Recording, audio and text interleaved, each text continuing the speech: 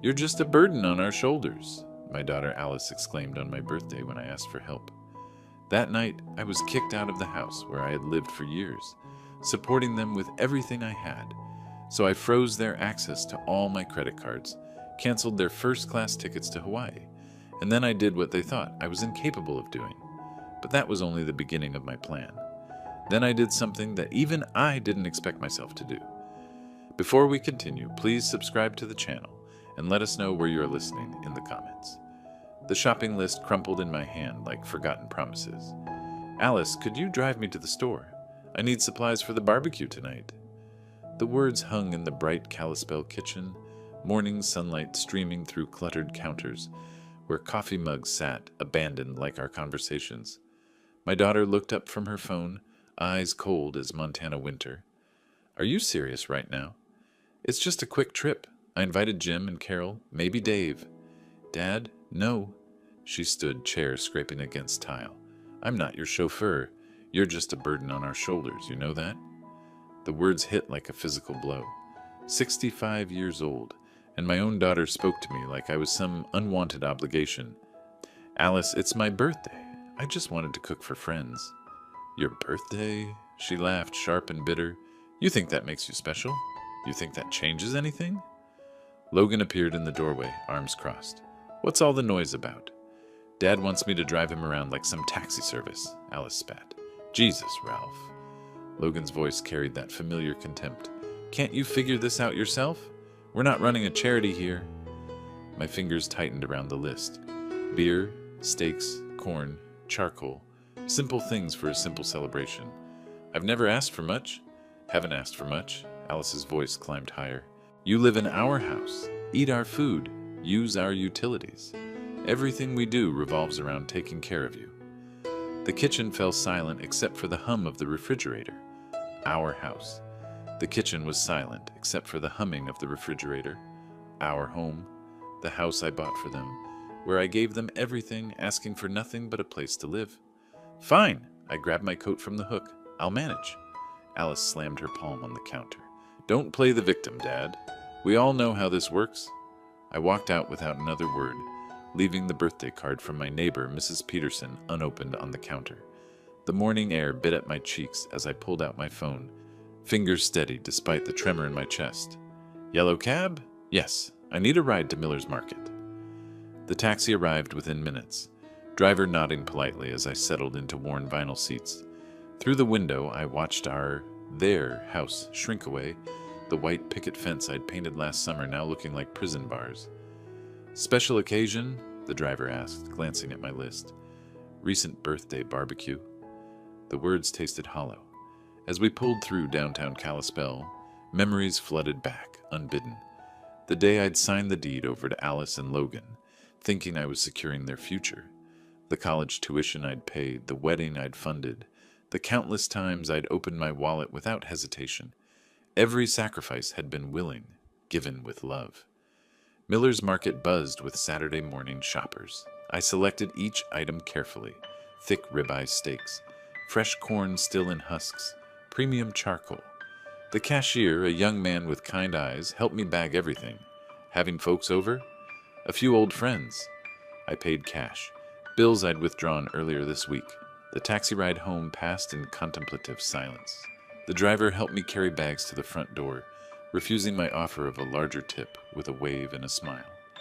Small kindnesses from strangers felt precious now. Inside, the house was eerily quiet. Alice and Logan had disappeared, probably to their room to complain about the inconvenience of my existence. I unpacked methodically, arranging steaks in the refrigerator, corn in a bowl, charcoal by the back door. The dining room table awaited decoration. I pulled out my good plates, the ones Maria and I had received as wedding gifts 40 years ago. Each piece placed with ceremony, as if setting a proper table could somehow restore dignity to this day. Through the window, I could see the backyard grill standing ready. The metal surface gleamed in the afternoon sun, waiting for purpose.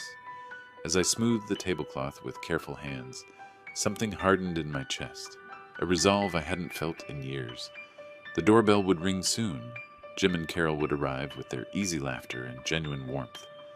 For a few hours, I'd remember what it felt like to be valued, to be welcome in my own space. I stood at the window, watching afternoon shadows lengthen across the yard, my fists clenched at my side. The grill waited. My friends would come, and after that, things would change. The doorbell's echo pulled me from my thoughts. I wiped my hands on a dish towel and opened the door to find Jim and Carol standing there with warm smiles and a bottle of wine. "Happy birthday, you old goat!"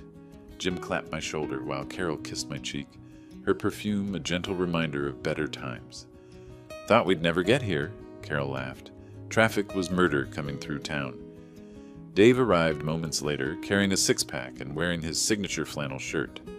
"Ready to burn some meat, Ralph?" We moved to the backyard, where Montana's big sky stretched endlessly above us. The grill fired up with a satisfying whoosh, flames dancing blue and orange. I arranged the steaks while Jim cracked open beers, the familiar ritual feeling sacred somehow. "Remember when we used to do this every weekend?" Dave settled into a lawn chair, legs stretched out. "Back when we thought we'd live forever." "Speak for yourself," Carol teased. "I'm still planning on it." Their laughter filled the air like music. This was what I'd wanted. Simple friendship, easy conversation, the comfort of being understood. The steaks sizzled, filling the yard with rich, smoky scent. "Alice and Logan joining us?" Jim asked, glancing toward the house. "I'll ask." I wiped my hands and stepped inside, finding them both in the living room, absorbed in their phones. "Hey, you two. My friends are here. Want to come out and—" Alice looked up, her expression sour. "No thanks. I'm not interested in an old folks gathering." Logan didn't even lift his eyes from his screen. "Yeah, we'll pass on the geriatric convention." Heat rose in my cheeks. "They're good people. They'd like to meet you." "I'm sure they would." Alice's voice dripped sarcasm. "But I have better things to do than pretend to care about your sad little birthday party." I returned to the backyard, forcing a smile. My friends had heard everything through the open door. I could see it in their carefully neutral expressions, the way they suddenly became very interested in their beer bottles. "Everything all right?" Carol asked gently. "Fine. They're just busy." I flipped the steaks, grease spattering against the grill grate. The memory hit me then, sharp and bitter. 3 years ago, Logan had come to me with his business plan, some vague startup idea about app development. I'd written him a check for $15,000 without hesitation, believing in his dreams even when the details seemed fuzzy.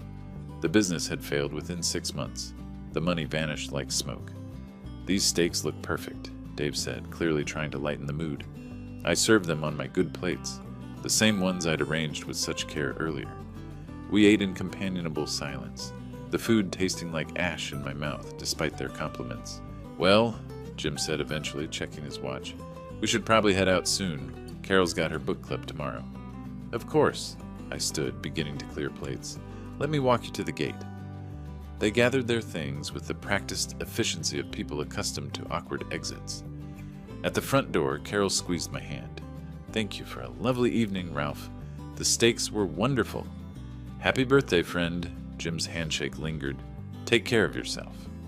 I walked them to the gate, watching their taillights disappear into the Montana dusk. The evening air carried the scent of cooling charcoal and fading hopes. Birds settled into trees with final chirps, the day officially ending. Back inside, I found Alice and Logan waiting in the living room, arms crossed like judges preparing to deliver a verdict. The front door stood firmly closed behind me, as if sealing off the life I was leaving behind. "Nice party," Alice said, her voice sharp with mockery. "Really showed us how important you are." Logan smiled, cold and calculating. "Yeah, Ralph. Real impressive guest list." I stood there, hands still smelling of smoke and disappointment, feeling something dangerous stirring in my chest. The open door framed the darkness outside, promising possibilities I hadn't dared imagine before tonight. The dining room table still held the remnants of celebration, crumpled napkins, empty glasses, the ghost of better times. One paper napkin had fallen to the floor, forgotten and alone. I closed the door with deliberate care, the click echoing through the house like a decision being made.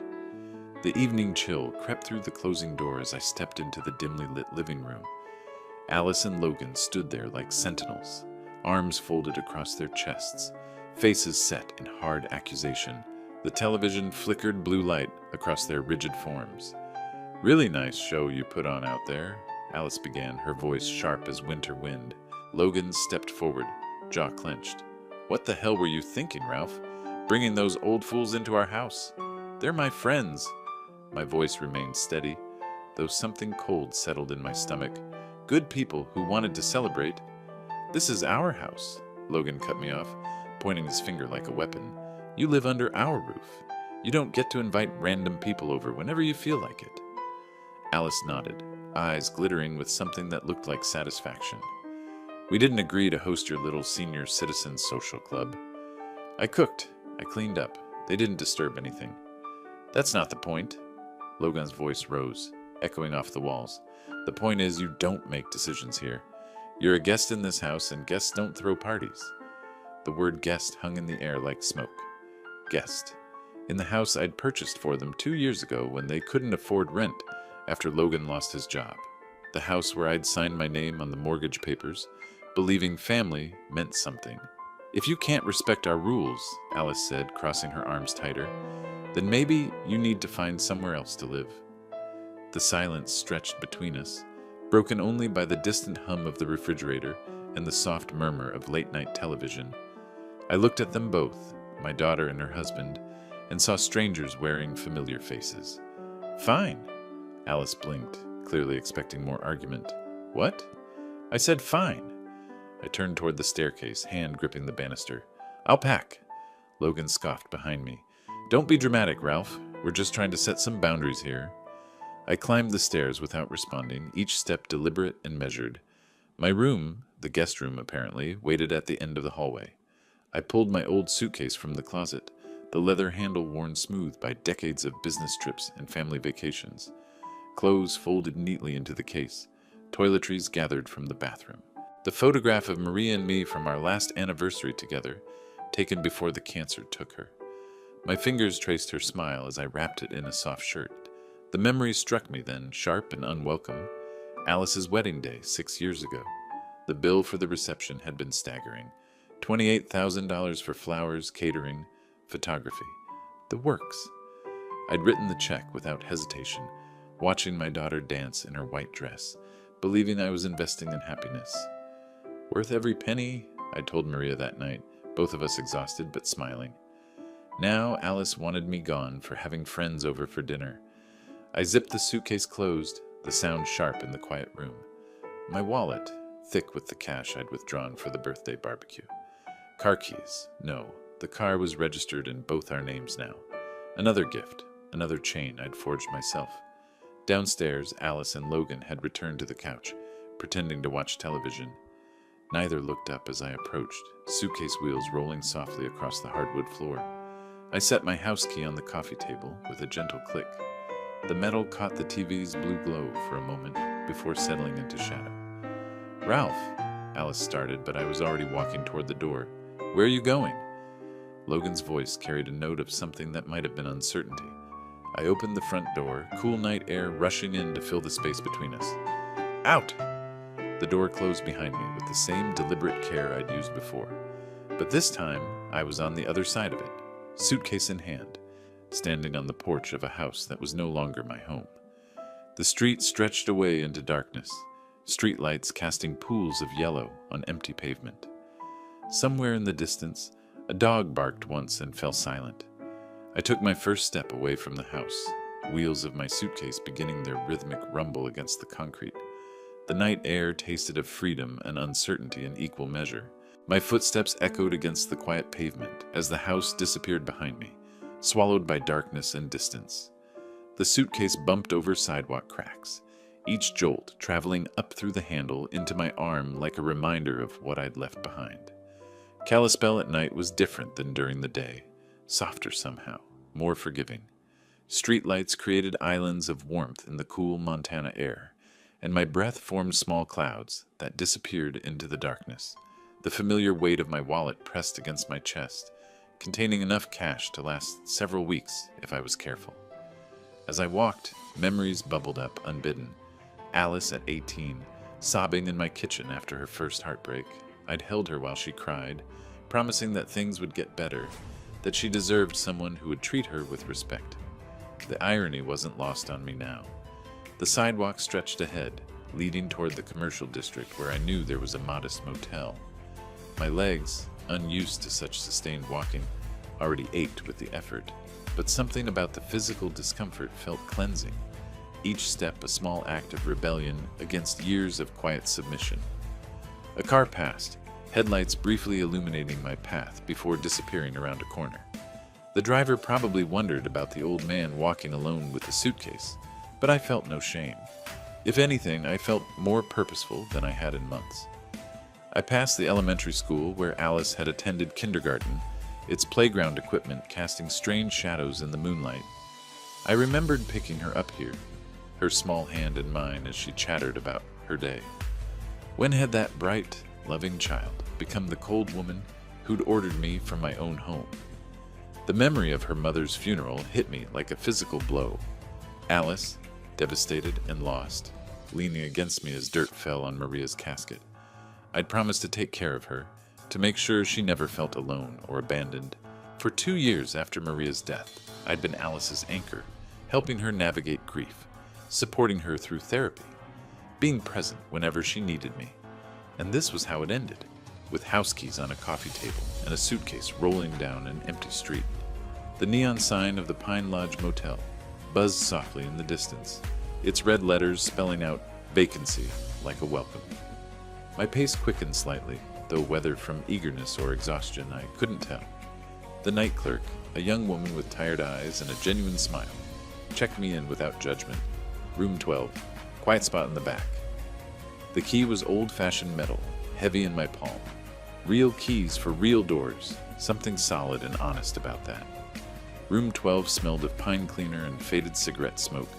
A single bed with a floral comforter, a small table with 2 chairs, a bathroom barely large enough to turn around in. It wasn't much, but it was mine for the night. I unpacked methodically, hanging shirts in the narrow closet, arranging toiletries on the bathroom counter. The photograph of Maria went on the nightstand, her smile keeping me company in the strange room. When everything was organized, I lay on the bed, fully clothed, hands folded behind my head, staring at the ceiling. Water stains formed abstract patterns above me, and somewhere in the walls, pipes gurgled quietly. Under the vast Montana sky, dotted with stars like forgotten hopes, I pieced together the years of quiet giving, now fueling this quiet fire within. Alice's college tuition, $43,000. Logan's car when he lost his sales job, $18,000. The down payment on their first apartment, $12,000.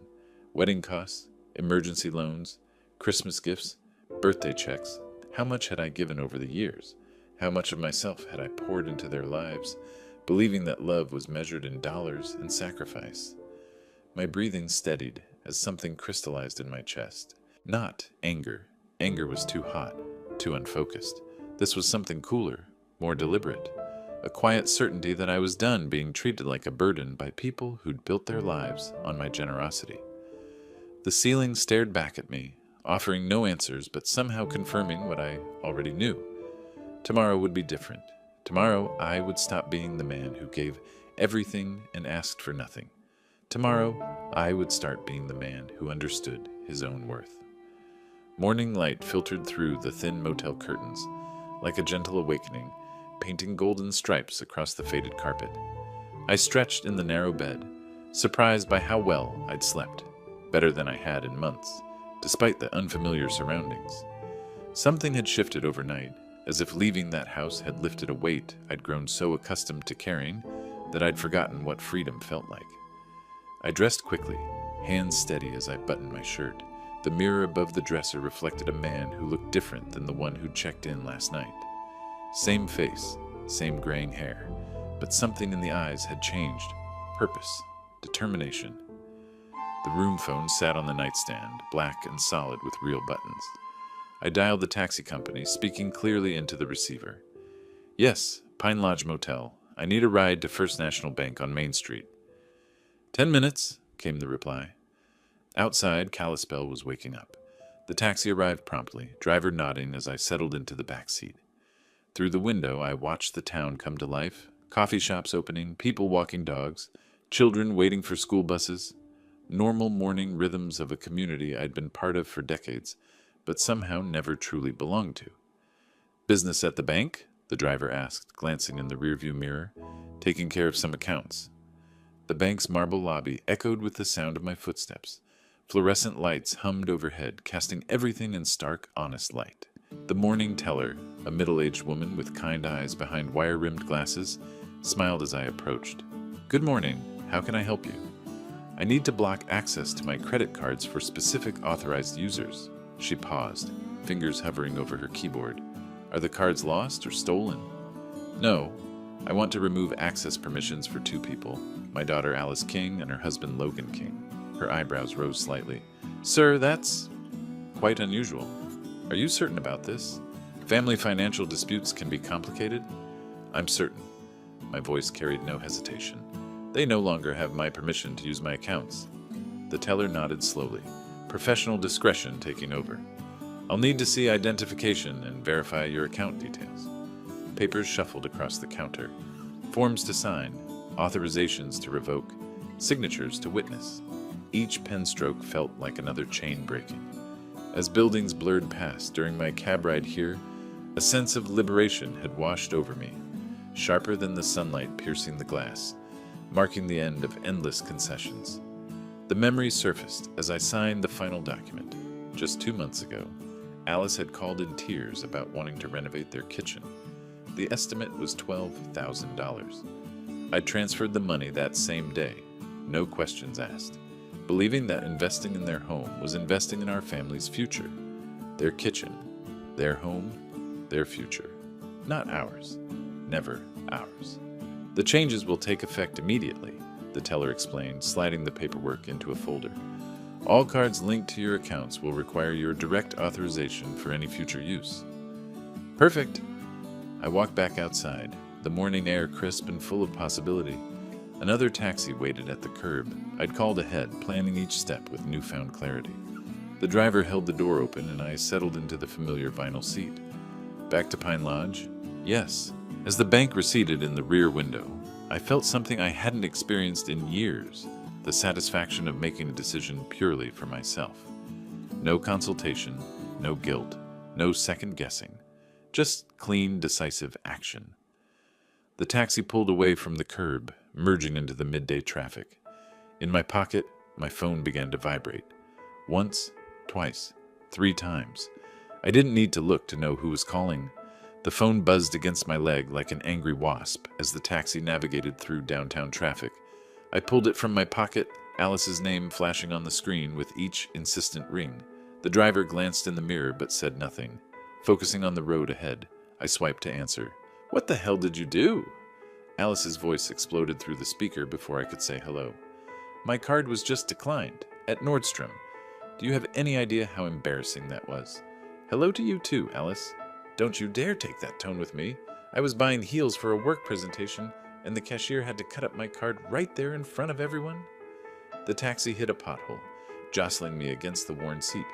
Through the window, Kalispell's main street rolled past, the same shops where Alice had dragged me countless times, credit card in hand, purchasing things she claimed were necessities. "How does it feel?" I asked, voice steady as mountain stone. "How does what feel? Being humiliated by my own father? Being a burden? Being an embarrassment?" I let the words sink in. "Yesterday you told me I was just a burden on your shoulders. Today you're calling because you can't buy shoes with my money." Silence stretched across the connection. The taxi driver pretended not to listen, but I caught his eyes in the mirror. He'd heard enough family drama in his back seat to recognize the sound of relationships fracturing. "This is different," Alice's voice returned, higher now, edged with something that might have been panic. "You can't just cut us off. We have expenses, obligations. So did I, for 20 years. The memory flashed. Alice at 25, calling from a boutique in Seattle where she'd found the perfect dress for some charity gala. $300 for a single evening. I'd given her my card number over the phone without hesitation, believing that her happiness was worth any price. "Dad, you're being ridiculous.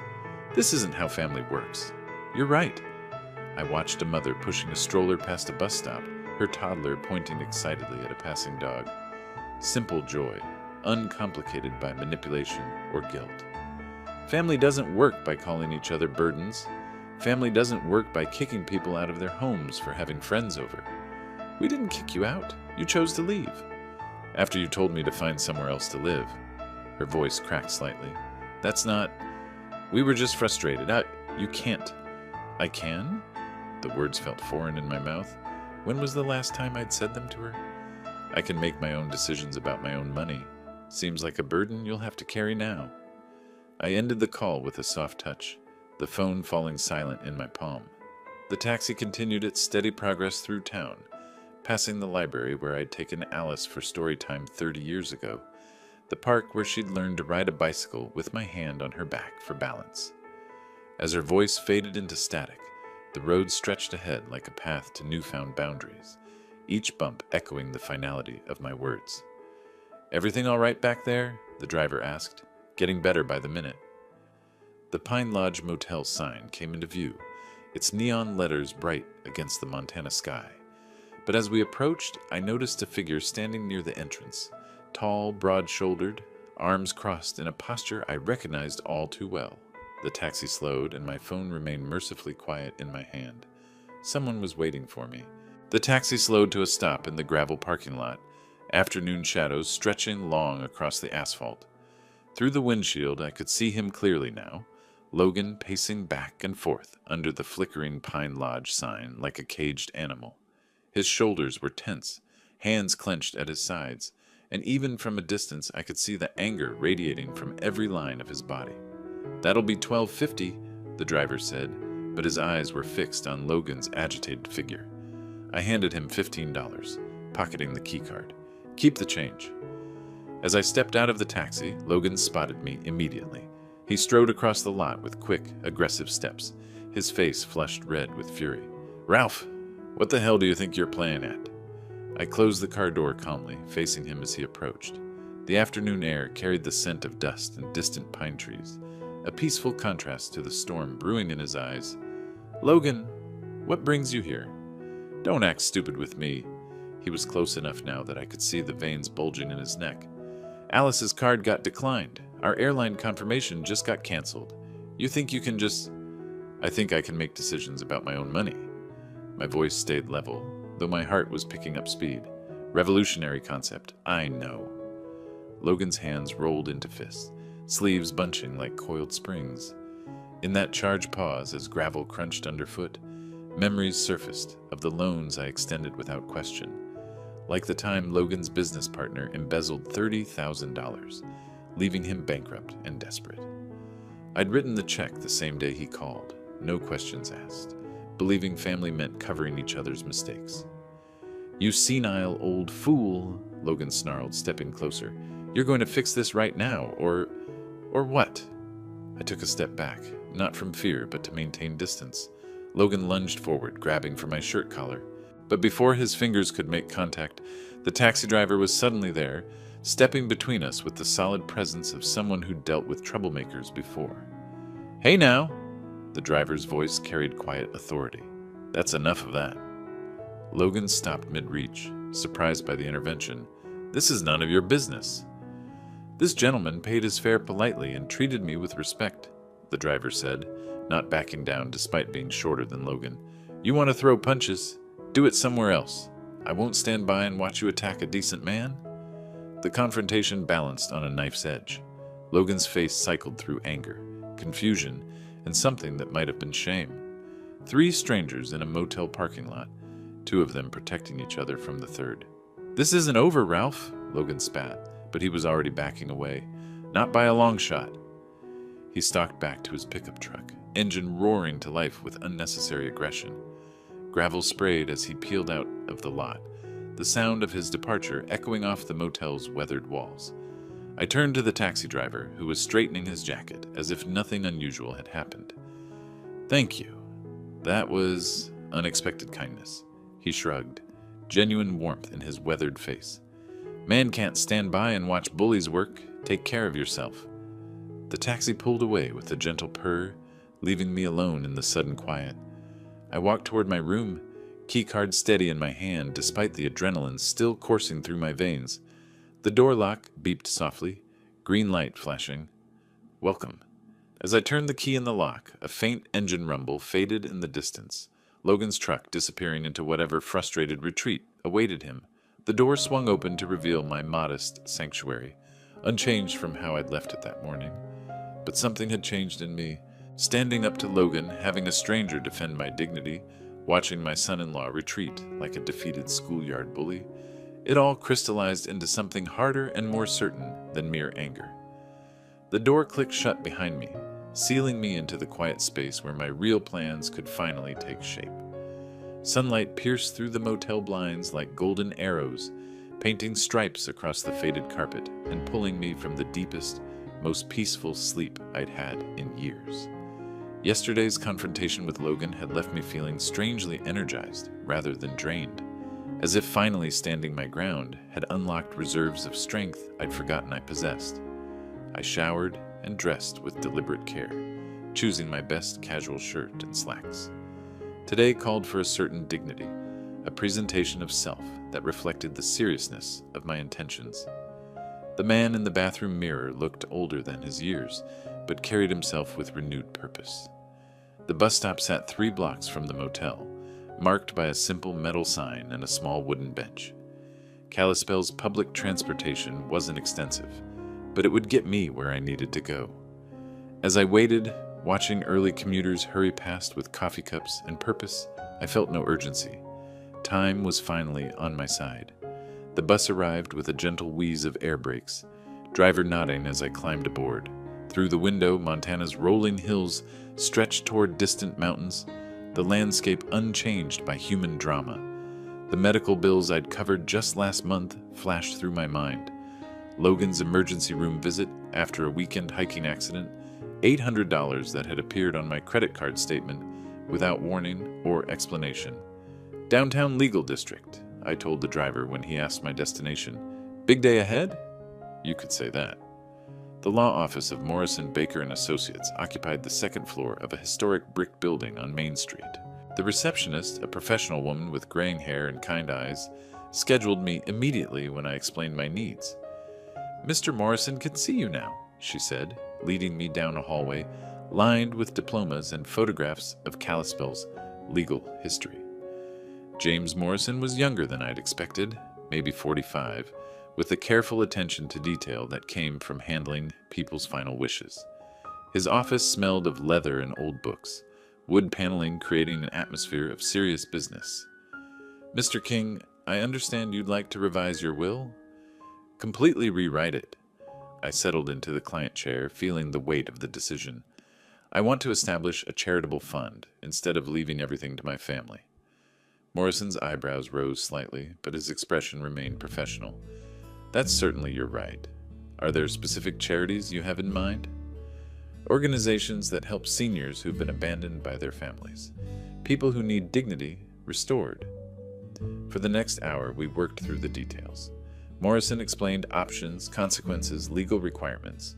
With each clause revised, under the hum of fluorescent bulbs, a weight lifted, replacing years of quiet endurance with deliberate steps ahead.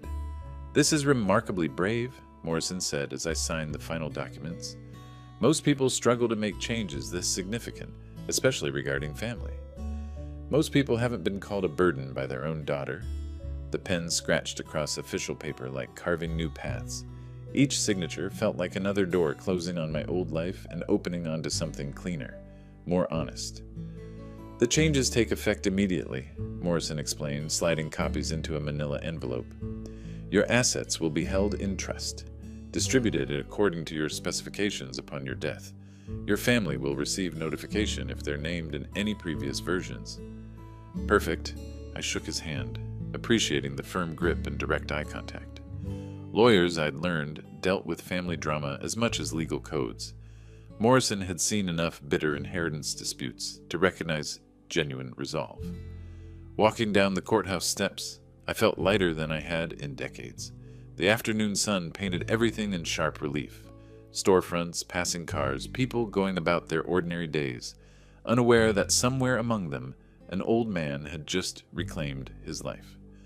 My phone chimed softly in my pocket, a sound I'd grown to associate with fresh complications. I pulled it out, squinting at the screen in the bright Montana sunlight. The notification showed a calendar reminder, something I'd apparently set and forgotten. It was a reminder to call my sister in Oregon, a trip I'd postponed for years to prioritize Alice's endless needs. Now it felt like a promise to myself, a step toward reconnecting with family who actually valued me. My thumb hovered over the screen as the implications began to dawn on me. There was still more to do. The bustling Kalispell sidewalk welcomed me back into the rhythm of ordinary life as I stepped out of Morrison's law office. The signed papers rested securely in my jacket pocket, their weight both symbolic and literal. The future I'd spent decades building for Alice and Logan had just been redirected to strangers who would appreciate the gift. A city bus wheezed to a stop at the corner, passengers filing on with the patient efficiency of people accustomed to small-town transportation schedules. I climbed aboard, dropping exact change into the fare box and finding a seat near the window, where Montana's vast landscape stretched beyond the glass. As the bus pulled away from the legal district, my eye caught a travel advertisement plastered on a storefront window. Pristine beaches, swaying palms, the promise of tropical paradise. The image triggered a memory so sharp it felt like a physical blow. 3 weeks ago, I'd booked that Hawaii vacation. First-class flights for all three of us. Ocean view suite at the Grand Wailea. Rental car upgrade. A celebration of what I'd naively believed was family unity. $28,000 charged to my platinum card without a second thought, imagining Alice and Logan's faces when I surprised them with the printed confirmations. A family trip, I told myself, to heal old wounds and make new memories. The irony tasted bitter now. Back in my motel room, I pulled out my phone and opened the airline app. The reservation appeared immediately. King party of 3, departing July 15th, returning July 22nd. Premium seats with extra legroom, priority boarding, complimentary champagne service. I tapped the cancellation button. "Are you sure you want to cancel this reservation?" The screen prompted. "Cancellation fees may apply." My thumb hovered for exactly 1 second before confirming. The hotel booking came next. 7 nights in paradise, now reduced to a confirmation email, marked "canceled" in red letters. As confirmations piled up on the screen, amid the quiet hum of the air conditioner, a quiet satisfaction bloomed, rooting deeper than the regrets I'd carried for years. Each canceled reservation felt like another shackle falling away, another decision made purely for my own peace of mind. The phone's contact list scrolled past dozens of names before I found the one I wanted. Jim Harrison, my oldest friend, and one of the few people who'd witnessed last night's humiliation firsthand. His number dialed immediately. "Ralph, how are you holding up after yesterday?" "Better than expected, actually. Jim, would you be free for coffee this afternoon? There's something I need to tell you." "Of course. The usual place?" "Murphy's Cafe on 3rd Street. 2 hours good for you?" "Perfect. I'll see you there." I ended the call and pocketed the phone, glancing at the bedside clock. 45 minutes until our meeting. Enough time to process the morning's decisions, to prepare for the conversation that would mark yet another step away from the man I'd been and toward the person I was becoming.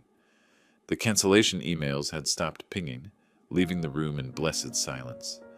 Outside, Kalispell continued its unhurried pace, unaware that somewhere in room 12 of the Pine Lodge Motel, a man was systematically dismantling every bridge he'd built to ungrateful children. I straightened my collar and checked my reflection in the bathroom mirror. The face looking back still belonged to Ralph King, but the eyes held something new, a clarity that came from finally understanding the difference between love and enabling, between family loyalty and self-respect. The clock showed 1:30. Time to go meet the only person from yesterday's gathering who'd actually seemed happy to see me. The brass handle of Murphy's Cafe felt solid and welcoming as I pushed open the door, afternoon sunlight giving way to the warm amber glow of Edison bulbs and exposed brick walls. The aroma of fresh ground coffee beans and baking pastries wrapped around me like an old friend's embrace, a stark contrast to the sterile efficiency of the law office and the lonely quiet of my motel room. Jim was already there, rising from a corner table with the same genuine smile that had made him such good company at yesterday's disaster of a birthday party. His handshake was firm, his eyes carrying the kind of concern that came from decades of friendship. "Ralph, my friend, you look—" He paused, studying my face. Different. Stronger somehow. Funny how a good night's sleep and some hard decisions can change a man's perspective. We moved to the counter where a barista with paint-stained fingers and kind eyes took our orders. Black coffee for Jim, a cappuccino for me, an indulgence I rarely allowed myself when Alice was always watching my spending like a hawk monitoring prey. Settled at our table with steaming mugs between us, Jim leaned forward with the patient attention of someone who'd witnessed enough life's upheavals to know when a friend needed to talk. "So tell me what happened after we left last night." Carol was worried. She said she heard voices from inside when we were saying goodbye. The words tumbled out like coffee beans from a broken bag. I described the confrontation in the living room, Alice's cold dismissal of our guests, Logan's assertion of dominance over their house. Jim's expression darkened as I recounted the key left on the coffee table, the suitcase rolling down dark streets, the strange peace I'd found in that narrow motel bed. "They actually threw you out?" Jim's voice carried disbelief. "On your birthday? After calling me a burden, yes." "Jesus, Ralph, I knew they seemed distant lately, but that's—" He shook his head. "That's unconscionable." I continued with the morning's events. The blocked credit cards, Alice's furious phone call, Logan's attempted intimidation in the parking lot. As steam curled from the cup, his words echoed my inner shift, transforming the sting of loss into a badge of reclaimed strength amid the afternoon light. And then this morning, I rewrote my will. Everything goes to charity now. Jim's coffee cup stopped halfway to his lips. "Everything?" "A foundation for seniors who've been abandoned by their families. People who understand what it means to have their love weaponized against them." The silence stretched between us, broken only by the gentle clatter of dishes and the low murmur of other conversations. Jim set down his cup with deliberate care, studying my face as if seeing me clearly for the first time. "You know what, Ralph? Good for you."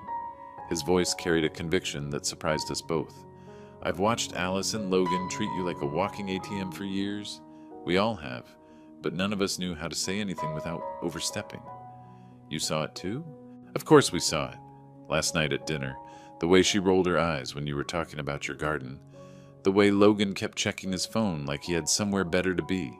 At your own birthday party, for God's sake." The memory surfaced. Alice's bored expression as I described the tomatoes I'd been nurturing, Logan's dismissive snort when I'd mentioned hoping to visit my sister in Oregon next month. Details I'd noticed but dismissed, filing them away under the category of family dynamics, rather than recognizing them as symptoms of a deeper disrespect. "I keep wondering when it started," I said, "when I stopped being their father and became their financial resource." "Probably gradual. People don't wake up one morning and decide to be cruel. They slide into it one small compromise at a time." Jim reached across the table, his weathered hand briefly covering mine. "But you stopped the slide. That takes guts." My phone began to ring, the sound cutting through our conversation like a fire alarm. Alice's name flashed on the screen, her photo, a smiling image from last Christmas that now seemed like evidence from a crime scene. Jim glanced at the phone, then back at my face. "You gonna answer that?" I stared at the screen, watching it pulse with each ring, knowing that whatever Alice had to say would only confirm the rightness of every decision I'd made since walking out of that house. The cafe continued its gentle rhythm around us, unaware that at table 7, a man was choosing between his past and his future with each unanswered ring. The phone's insistent ring sliced through our conversation like a blade through silk, Alice's name pulsing urgently on the screen as conversations around us momentarily quieted. Jim raised his eyebrows, waiting to see what I would do. I swiped to answer and deliberately switched to speaker mode, setting the phone on the wooden table between our coffee cups. "Dad, have you completely lost your mind?" Alice's voice exploded from the tiny speaker, drawing stares from nearby tables. "Logan told me about your little tantrum at that sleazy motel." "Good afternoon to you too, Alice. Don't you dare take that tone with me. I just got emails, cancellation notices for our Hawaii trip, $28,000 down the drain because you're having some kind of senior moment. Jim's eyes widened as Alice's fury filled the small cafe. Other patrons had stopped pretending not to listen, their conversations dying as this family drama played out in real time. The trip was canceled because the person paying for it decided he didn't want to vacation with people who call him a burden. This is insane. You can't just... Logan thinks we should have you committed, declared mentally incompetent. You're clearly not thinking straight. As her voice echoed off the walls, drawing stares from nearby tables, a wave of validation surged through me, sharper than the steam rising from forgotten mugs. The memory flashed, last year's family cruise to Alaska, another surprise I'd funded while Alice spent the entire week complaining about the food, the weather, the excursions I'd carefully planned. Actually, Alice, I'm thinking more clearly than I have in years. You're destroying our family. How are we supposed to explain this to people? How are we supposed to pay for... You're supposed to pay for things the same way every other adult does, with your own money, from your own job, using your own resources. The silence from the speaker lasted exactly 3 seconds before Alice's voice returned, higher and more desperate. You can't do this. We have obligations. Logan's business is not my problem. Your shopping habits are not my problem. Your inability to live within your means is not my problem. Each word came out calm and measured, carrying the weight of years of suppressed frustration. I'm done being your personal bank account. Dad, please. You're scaring me. This isn't like you. You're right. The old me would have apologized by now, would have transferred money to fix whatever crisis you've manufactured, would have begged forgiveness for having the audacity to expect basic respect from my own daughter. Jim reached across the table, squeezing my free hand in encouragement. But that man is gone, Alice. The man who raised you, who sacrificed everything for your happiness, who believed family meant something. You killed him the night you threw him out of his own house. What you're talking to now is what's left, and what's left has decided he's done. You're my father. You can't just abandon it. Watch me. I ended the call with a gentle tap, Alice's protests cutting off mid-sentence. The cafe fell into complete silence for a heartbeat before something unexpected happened. Someone started clapping. It began with the elderly woman at the corner table, her weathered hands coming together in slow, deliberate applause. Then the businessmen near the window joined in, the young mother with the stroller, the college student with his laptop. Within seconds, the entire cafe was applauding, not mockingly, but with genuine support, as if they'd all witnessed something rare and necessary. Some customers nodded knowingly. Others smiled with the recognition that comes from their own experiences with ungrateful family members. Well done, Jim said quietly, his own hands joining the applause. Beautifully done. The clapping faded gradually, leaving behind a warm buzz of conversation and the soft clink of cups returning to saucers. I picked up my cappuccino, surprised to find my hands completely steady, despite the adrenaline still coursing through my veins. Outside, a siren wailed in the distance, growing fainter as it moved away from downtown. The sound blended with the gentle murmur of strangers who had somehow become witnesses to my liberation, their voices creating a symphony of ordinary life continuing around moments of extraordinary change. I took a sip of my cooling coffee and smiled.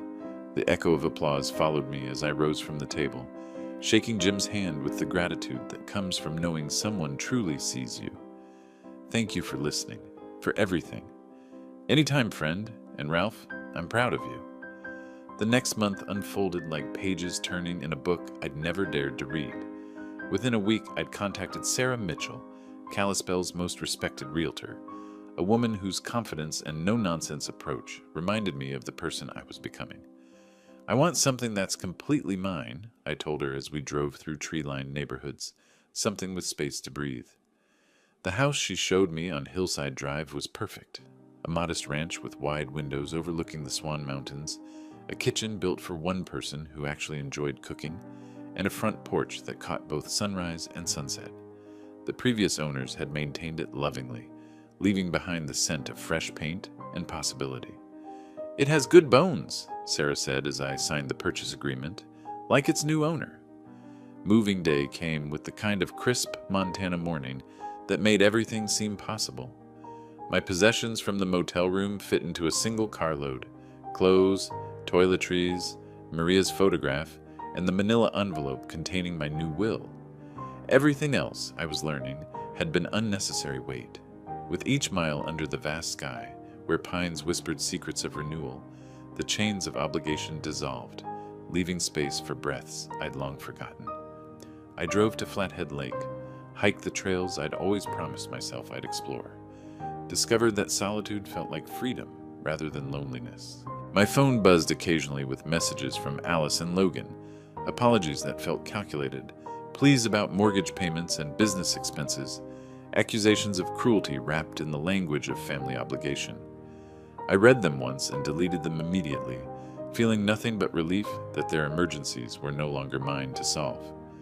The voicemail from Logan was particularly pathetic. "Ralph, come on. We all said things we didn't mean. Alice misses you. I miss you. Can't we work this out like family?" Family. The word had lost its power to guilt me into submission. Instead, I spent my days exploring my new freedom. The grocery store where I bought exactly what I wanted to eat. The hardware store where I selected tools for projects that pleased only me. The bookstore where I purchased novels I'd always meant to read. Finally having the mental space to enjoy stories that weren't dominated by other people's crises. 3 weeks into June, I stood on my new front porch, watching the sun set behind the mountains, a travel brochure fluttering in my hand.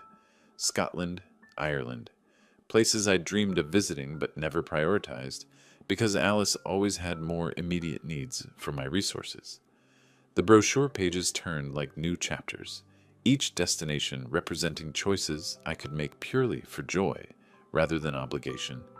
The evening breeze carried the scent of wildflowers and possibility, rustling through the pines with a sound like quiet applause.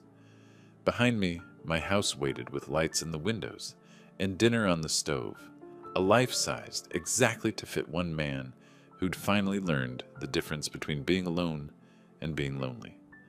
Tomorrow I might call a travel agent. Next week I might take that photography class I'd seen advertised at the community center. The future stretched ahead, unencumbered by guilt or the exhausting mathematics of keeping ungrateful people happy. For the first time in decades, my time belonged entirely to me. As darkness settled over the mountains and stars began to emerge in the vast Montana sky, I folded the travel brochure and tucked it into my shirt pocket, next to my heart. The night was quiet, except for the gentle sigh of wind through the trees, and the distant call of an owl claiming its territory. I had claimed mine, too. If you liked this story, please like this video, subscribe to the channel, and share your impressions of this story in the comments. To listen to the next story, click on the box on the left. Thank you for watching,